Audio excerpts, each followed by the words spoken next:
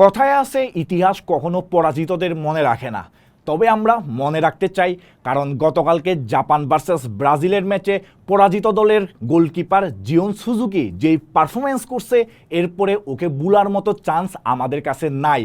গতকালকে ব্রাজিলের যে অ্যাটাকিং লাইন, ওই অ্যাটাকিং লাইনের সামনে একাই চীনের প্রাচীর হয়ে দাঁড়াইছিল জাপানের গোলকিপার জিওন সুজুকি।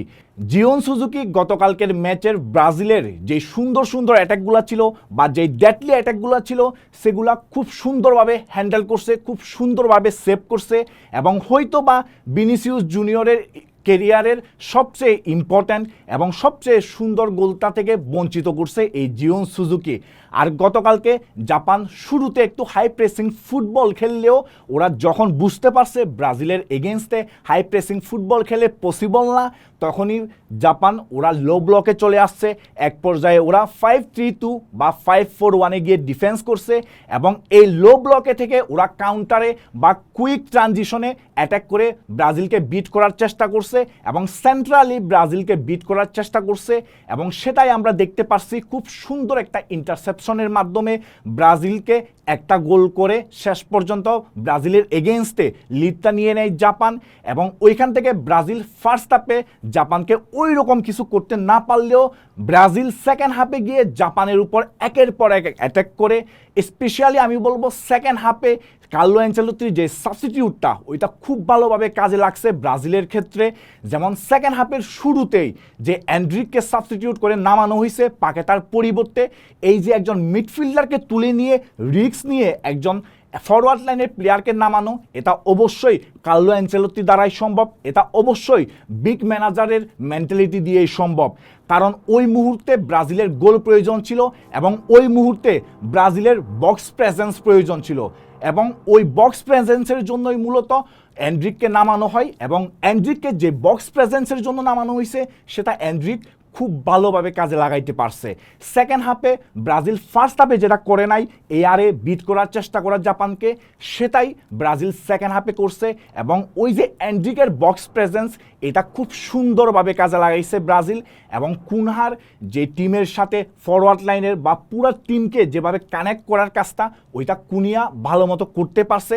আর স্পেশালি আরও ভালোভাবে বলতে গেলে 50 মিনিট থেকে 70 মিনিটের সময়ে ব্রাজিল যে অ্যাটাকগুলো করছে, স্পেশালি ভিনিসিয়াস জুনিয়রের সাইড থেকে যে অ্যাটাকগুলো আসছে, সেগুলো এক প্রকার দুর্দান্ত ছিল।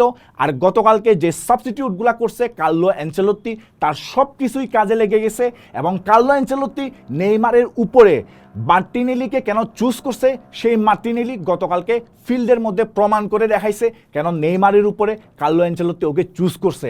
আর ওভারঅল গতকালকে জাপান ভার্সেস ব্রাজিল ম্যাচে যদি একজন ম্যান অফ দ্য ম্যাচের কথা বলতে হয়, তাহলে সেটা অবশ্যই হবে কার্লো অ্যানচেলোত্তি, কারণ কার্লো অ্যানচেলোত্তির ওই সাবস্টিটিউশন বা কার্লো অ্যানচেলোত্তির ওই টেকনিক্যাল সুইচের কারণেই মূলত গতকালকে ম্যাচটা বাইর করে ফেলতে পারছে ব্রাজিল জাপানের এগেনস্টে।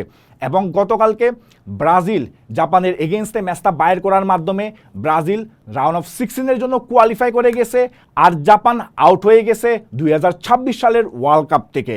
আর যখনই আমরা ওয়ার্ল্ড কাপে ব্রাজিলের কথা বলতে যাই, তখনই আরেকটা টিমের নাম ওয়ার্ল্ড কাপে অবশ্যই বলতে হয়, সেই নামটা হচ্ছে জার্মানি।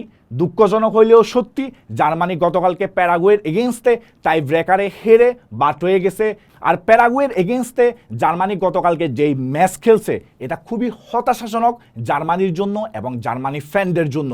গতকালকে Paraguay left side right side থেকে যে কম্প্যাক্ট ডিফেন্সটা করছে, ওদের যে লেফট উইঙ্গার বা রাইট উইঙ্গার ছিল, ওদেরকে যেভাবে ট্র্যাক ব্যাক করায় ওরা ডিফেন্সে মনোযোগী ছিল এবং ডিফেন্সে মনোযোগী থেকে যেভাবে কাউন্টারে বিট করার চেষ্টা করছে, এক কথায় অসাধারণ।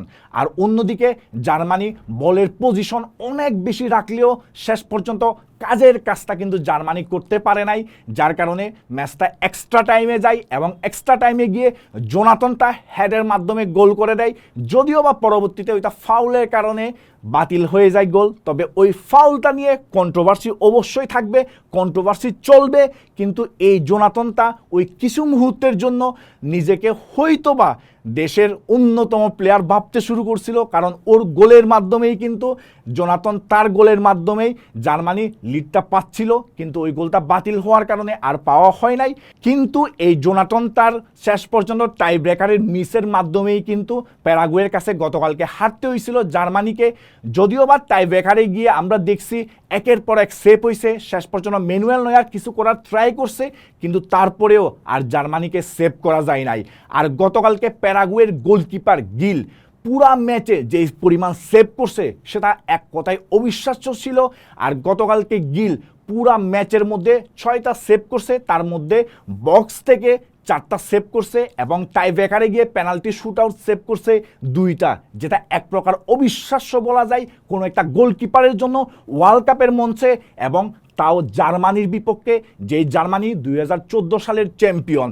আর এই জার্মানির কথা যখনই বলা হয়, আর এখন জার্মানির কথা বলতে গেলে অবশ্যই জার্মানির কার্সের কথাও বলতে হবে, কারণ জার্মানি 2014 সালে চ্যাম্পিয়ন হয়েছিল ঠিকই, কিন্তু 2014 পরে 2018, 2022 সালে রাউন্ড অফ 16-এও কোয়ালিফাই করতে পারে নাই। আর এবারে রাউন্ড অফ 32-তে কোয়ালিফাই করার পরেও রাউন্ড অফ 32-তে প্যারাগুয়ের মতো টিমের কাছ থেকে বাদ পড়তে হইল জার্মানিকে ওয়ার্ল্ড কাপের মঞ্চে, এবং প্যারাগুয়ে জার্মানিকে হারাই দিয়ে রাউন্ড অফ 16-এর জন্য কোয়ালিফাই করে ফেললো। আর গতকালকে জার্মানি হয়তো বা ম্যাচটা বাইর করে আনতে পারতো যদি ওরা সুপার সাব ব্যবহার করত, যেটা আমরা এর আগে আইভরি কোস্টের ম্যাচে দেখছি, যেটা আমরা এর আগে জার্মানির ম্যাচগুলোতে দেখছি। কিন্তু গতকালকে ওদের যে সুপার সাব, ওকে ম্যাচের শুরুতেই নামাই দেওয়া হয়, যার কারণে ওকে এত ইফেক্টিভ দেখা যায় নাই। আর ম্যাচের শেষের দিকে জার্মানির সুপার সাব করার মতো কোনো প্লেয়ার ছিল না। আর এই পেনাল্টি শুট আউটের মাধ্যমে শেষ হয় জার্মানি ভার্সেস প্যারাগুয়ের এই হাই ভোল্টেজ ম্যাচ।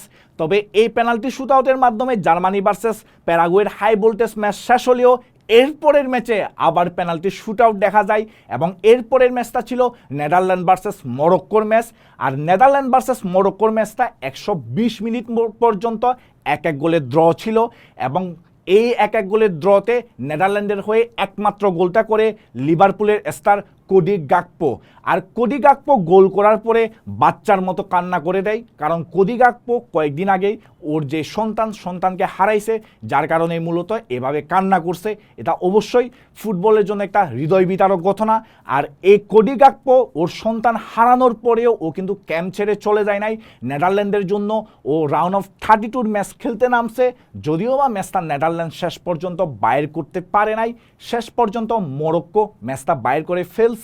কিন্তু গতকালকের ম্যাচে এই নেদারল্যান্ড ভার্সেস মরক্কোর ম্যাচটাতে সবচেয়ে সারপ্রাইজ বিষয়টা ছিল নেদারল্যান্ড 3-ম্যান সেন্টার ব্যাক নিয়ে স্টার্ট করছে। ইউজুয়ালি কিন্তু নেদারল্যান্ডকে আমরা এই টুর্নামেন্টে 3-ম্যান সেন্টার ব্যাক নিয়ে স্টার্ট করতে দেখি নাই, ওরা 2-ম্যান সেন্টার ব্যাক নিয়ে স্টার্ট করছিল।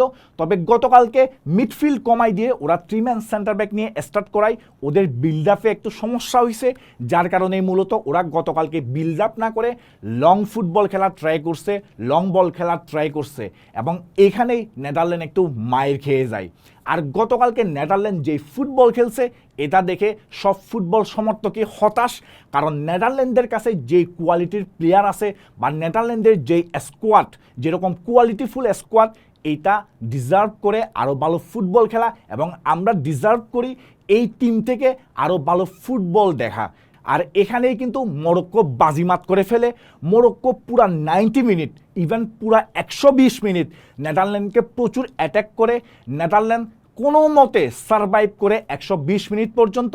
যদিও বা নেদারল্যান্ডের টাইব্রেকারের ইতিহাস এত ভালো না, কিন্তু তারপরেও 120 মিনিট বলেন, 90 মিনিটস বলেন, খেলা দেখে বোঝা যাচ্ছিল নেদারল্যান্ড ম্যাচটাকে এক্সট্রা টাইম এবং টাইব্রেকারে নিয়ে যাওয়ার ট্রাই করতেছিল।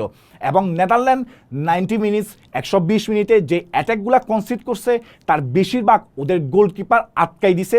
ওদের গোলকিপারের কারণেই বলা যায় নেদারল্যান্ড গতকালকে 120 মিনিট পর্যন্ত সারভাইভ করতে পারছে। আর মরক্কো গতকালকে ওরা আবারও প্রমাণ করছে কেন ওরা এই টুর্নামেন্টে one of the most favourite team এখন বলতে গেলে, আর কেন ওরা ব্রাজিলের এগেনস্টে ভালো ফুটবল খেলে ড্র করছিল, কেন ওদেরকে one of the best team ধরা হচ্ছে এই টুর্নামেন্টের।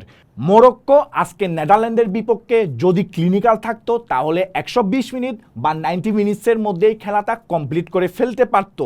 মরক্কো শুধুমাত্র ক্লিনিক্যাল না থাকার কারণে টাইব্রেকারে গিয়ে একটু কঠিনভাবে ম্যাচটাকে জিততে হয়েছে। আর আজকের ম্যাচে ক্লিয়ারলি ফিল্ডের মধ্যে ব্যাটার টিম ছিল মরক্কো। নেদারল্যান্ড এত ডিফেন্সিভ ফুটবল খেলার পরেও বা নেদারল্যান্ড 3-ম্যান ব্যাকলাইন নিয়ে খেলার পরেও মরক্কো যেভাবে ম্যাচের টেম্পো কন্ট্রোল করছে বা পুরো ম্যাচটাকে যেভাবে ডোমিনেট করে খেলছে, ক্লিয়ারলি ব্যাটার টিম ছিল ফিল্ডের মধ্যে এই মরক্কো। আর মরক্কোর রাউন্ড অফ 32-তে নেদারল্যান্ডের বিপক্ষে এই জয়ের পিছনে আরেকজনকে ক্রেডিট অবশ্যই দিতে হবে, সেটা হচ্ছে মরক্কোর গোলকিপার ইয়াসিন বোনোকে। ইয়াসিন বোনোকে যখনই মরক্কোর প্রয়োজন হয় তখনই ও স্টেপ আপ করে, এবং আজকেও আরেকবার পেনাল্টি শুট আউটে গিয়ে ও স্টেপ আপ করছে, এবং শেষের পেনাল্টি শুট আউটটা যেভাবে আটকাই দিছে সেটা ইতিহাস হয়ে থাকবে। আর এই পেনাল্টি শুট আউটের মাধ্যমেই আজকের 3টা ম্যাচের সমাপ্তি হয়। এবং আজকে যে আমরা দেখতে পারছি প্যারাগুয়ে আজকে যেভাবে জার্মানিকে হারাই দেওয়ার মাধ্যমে সবাইকে সারপ্রাইজ করে দিছে, আগামীকাল সুইডেন ভার্সেস ফ্রান্স ম্যাচে সুইডেন ফ্রান্সকে হারাই দিয়ে এভাবে কি সারপ্রাইজ করে দিতে পারবে? কারণ সুইডেনের যে অ্যাটাকিং ট্রায়োটা ওইটা খুবই ডেডলি, ওইখানে ইসাকের মতো প্লেয়ার আছে, ওইখানে গৈকরেসের মতো প্লেয়ার আছে এবং ইলাঙ্গার মতো প্লেয়ার আছে। ওই যে ট্রায়োটা ওইটা কিন্তু জ্বলে উঠলে যে কোনো সময় যে কোনো কিছু হয়ে যেতে পারে। আর অন্যদিকে কিন্তু ফ্রান্সও শক্তিশালী টিম, ফ্রান্সের যে ইন্ডিভিজুয়াল ব্রিলিয়েন্স ওইটা ওদের প্রথম শক্তিমত্তা এবং সবচেয়ে বড় শক্তিমত্তা। ওদের একজন যদি অফ ফর্মে থাকে আরেকজন পারফর্ম করলেই ম্যাচটা ওরা বাইর করে ফেলতে পারে, যেমনটা আমরা লাস্ট ম্যাচে দেখছিলাম। সেখানে ওলিসে একটু অফ ফর্মে ছিল, কিন্তু ডেম্বেলের একার পারফরমেন্সে অপোনেন্টকে একেবারে ধ্বংস করে দিছে। তো এই যে ফ্রান্স টিমটা যে ইন্ডিভিজুয়াল ব্রিলিয়েন্স, এই ইন্ডিভিজুয়াল ব্রিলিয়েন্স জিতবে নাকি অন্যদিকে সুইডেনের যে টিম কেমিস্ট্রি বা সুইডেনের যে অ্যাটাকিং ট্রায়োটা ওইটা জিতবে, সেটা আমরা আগামীকালকে দেখতে পারবো। আর ফ্রান্স ভার্সেস সুইডেন ম্যাচের আগে আমরা আরেকটা হাই ভোল্টেজ ম্যাচ হয়তো বা দেখতে যাচ্ছি, আইভরি কোস্ট ভার্সেস নরওয়ের ম্যাচ। আইভরি কোস্ট এই টুর্নামেন্টে এখনও পর্যন্ত ব্যাটার টিম। এই টুর্নামেন্টের গ্রুপ স্টেজে ওরা এখনও পর্যন্ত অনেক বেশি সারপ্রাইজ করছে আমাদেরকে। ওদের আমাদ দিয়ালো ও কিন্তু খুবই ভালো একজন ইয়ং ফুটবলার, এবং অবশ্যই আমরা ফ্র্যাঙ্ক কেসির নাম বলতে পারি এবং তার সাথে ডিয়ামন্ডের কথা বলতে পারি। এরা যে পরিমাণ ইন্ডিভিজুয়াল ব্রিলিয়েন্স দিচ্ছে আইভরি কোস্টে সেটা অবশ্যই প্রশংসার দাবিদার, এবং আইভরি কোস্টের যে টিম কেমিস্ট্রিটা থাকে সেটাও অবশ্যই প্রশংসার দাবিদার। আর অন্যদিকে নরওয়ের যেই আমরা বলি আর্লিং হালান্ডের কথা বা শর্লটের কথা, আর্লিং হালান্ড যদি ওর ফর্মে থাকে ও একাই এই আইভরি কোস্টকে ধ্বংস করে দিতে পারবে, বা যদি শর্লট জ্বলে ওঠে তাহলে শর্লট একাই আইভরি কোস্টকে ধ্বংস করে দিতে পারে। আর অবশ্যই মিডফিল্ডে আমরা ওডেগারের পারফরমেন্স দেখতে পারবো। এই নরওয়ে ভার্সেস আইভরি কোস্টের ম্যাচটাও হয়তো বা একটা হাই ভোল্টেজ ম্যাচ হতে যাচ্ছে। আর এই দিনের সর্বশেষ ম্যাচ হচ্ছে মেক্সিকো ভার্সেস ইকুয়েডরের মধ্যে। মেক্সিকো এমন একটা টিম এই টুর্নামেন্টে এখনো পর্যন্ত কোনো পয়েন্ট ড্রপ করে নাই, যার কারণে কিন্তু মেক্সিকো এখনো পর্যন্ত এই টুর্নামেন্টের one of the best team বলা যায়। তো এই মেক্সিকোর মুখোমুখি হবে ইকুয়েডর, এই লাতিন আমেরিকার টিম ইকুয়েডর এই টুর্নামেন্টের ডার্ক হর্স বলা যায়। তো এই ইকুয়েডর মেক্সিকোর এগেনস্টে কেমন করে দেখা যাক, বা মেক্সিকো ইকুয়েডরকে হারাই দিয়ে রাউন্ড অফ 16-এর জন্য কোয়ালিফাই করতে পারে নাকি দেখা যাক। আর ফ্রান্স ভার্সেস সুইডেন ম্যাচ এবং নরওয়ে ভার্সেস আইভরি কোস্টের ম্যাচ নিয়ে আপনার কি প্রেডিকশন সেটা কমেন্টে জানাবেন। এবং তার সাথে আমরা যেই ম্যাচগুলো দেখে ফেলছি, ব্রাজিল ভার্সেস জাপান, তার সাথে প্যারাগুয়ে ভার্সেস জার্মানি, এবং তার সাথে নেদারল্যান্ড ভার্সেস মরক্কোর ম্যাচ নিয়ে আপনার কি মতামত সেটাও কমেন্টে জানাবেন। আর অবশ্যই সব সময় থাকবেন ডি পোস্টের সাথে।